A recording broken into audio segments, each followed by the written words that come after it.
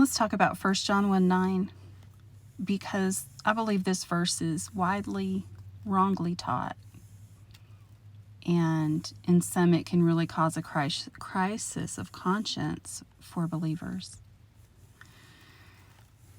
If we confess our sins, he is faithful and just to forgive us our sins and to cleanse us from all unrighteousness. Let's look at confession there, confessing our sins in the Greek. This is from the two words meaning together, speak to a conclusion, to voice the same conclusion. It means to say the same thing. And sins being plural there makes no difference, because I looked at the Greek where sins is translated as plural and singular. It's the same original Greek word. Sins, doesn't matter. So we are coming, this means that you come in agreement with God, that you are a sinner in need of saving. How many people do we know that say, hey, I'm a good person. I'm in good with the big man. He would never send me to hell. They're not agreeing with God's judgment on sin and that all have fallen short of the glory of God. John also says that if we say we have no sin, we're basically calling God a liar. We lie and the truth is not in us.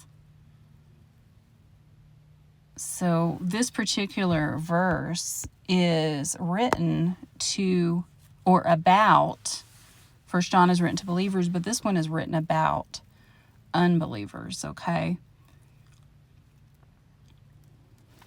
There are so many ways that teaching this verse is written for believers contradicts the gospel.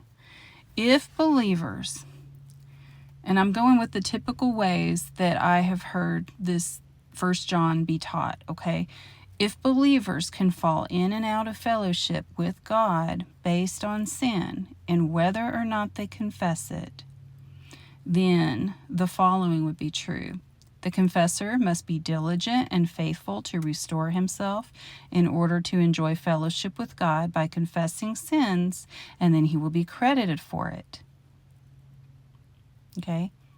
It denies the fact that Christ's precious shed blood alone is what reconciled us to the Father, made us accepted in the Beloved, seated us with him in heavenly places, made us righteous and sanctified, and tore the veil dividing us from the Holy of Holies where the presence of God is. The Spirit now indwells us, tabernacles with us at all times. Enjoying that fellowship is a matter of realizing this to be true. That's faith. Believing the gospel, believing God. I liken sin confession for fellowship to other unbiblical doctrines and practices like pleading the blood.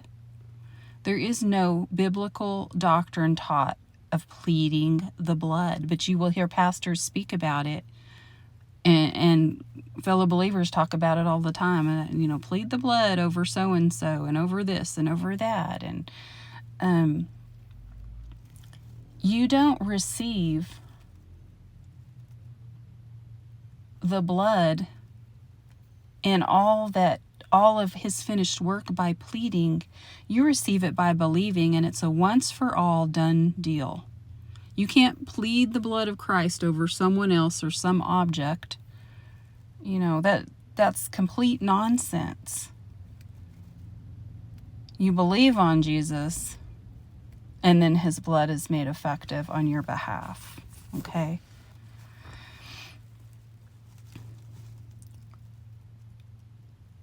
Our relationship, this is important to you guys, our relationship to God is not like a typical earthly marriage or friendship. It's not like an earthly marriage or friendship. Christ has taken full responsibility for the outcome. He's the head. He's headed all things up. It's all him. It's all his doing, all his provision. He has already forgiven us all our sins, even our future sins. If he hadn't, it would be impossible for us to be saved. And God doesn't get offended with us or angry at us. It's because of Christ we're not subject to his anger, to his wrath, right? And turn his face away from us or give us the silent treatment. He is always fully available and fully loving, fully willing for us to partake of him as our life. He is our life. He is that living water, the bread of life, available to us at all times. He has offered his body himself for us as our life, and he indwells us. What can we do to change that? If we could, even one little sin would change it. Even one little unconfessed sin would change that, but we can't. Not that we should try. We shouldn't. You know, his grace teaches us to live godly lives, to walk in the Spirit by faith.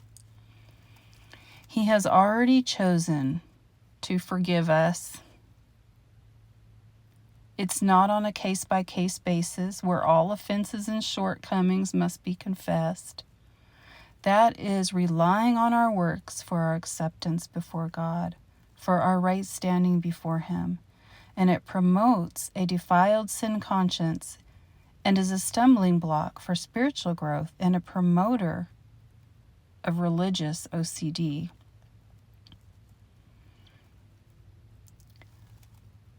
I'll close by reading through a series of verses in Hebrews that will make it very clear to you in case you are struggling with understanding this. And also, I'd like to remind you guys that in my playlist, I have a series on 1 John, and if you listen to all that, and including the supplemental chart at the end, that it becomes very clear what 1 John was about, what the meaning, who it was to, and what the meaning was overall. And it is an encouragement for believers. It's a blessing to read when we understand it rightly. Okay, so let's go over here. For Christ has not entered into the holy places made with hands, which are the figures of the true, but into heaven itself, now to appear in the presence of God for us. Wherefore he is able to save them to the uttermost that come unto God by him, seeing he ever liveth to make intercession for them. Remember, Christ prays for us. He's interceding. His blood speaks on our behalf, right? We don't have to intercede on our behalf. He does that. For then must he often have suffered since the foundation of the world, but now once in the end of the world hath he appeared to put away sin by the sacrifice of himself. He has put away that sin. He has dealt with it. Why do we continue to think we must deal with our sin? Wherefore he is able also to save them to the uttermost that come unto God by him, seeing he ever liveth to make intercession for them. By the which will we are sanctified through the offering of the body of Jesus Christ once for all. How are we sanctified? Through the offering of the body of Jesus Christ once for all. For by one offering he hath perfected forever them that are sanctified. Okay, have a blessed evening, guys.